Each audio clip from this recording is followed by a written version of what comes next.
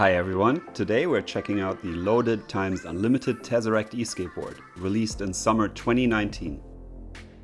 The electric drive is mounted to the rear truck and powered by two lithium-ion batteries developed by Unlimited. Our setup features a bamboo composite deck from Loaded Boards, 85mm Orangatang Wheels, and 180mm Paris trucks. Let's see how it skates. Get to a rolling start and the motor activates. You can accelerate by pushing up on the joystick of your wireless Bluetooth controller.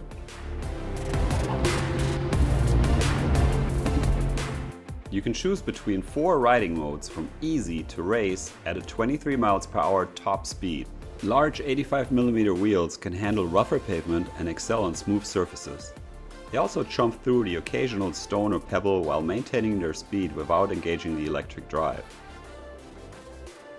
If you feel like you need an extra speed boost, push up on the remote and the motor drive delivers. At $1,349 retail, the Tesseract E-Longboard is not cheap, but it combines premium skateboard hardware and electric drive technology into a convincing overall package.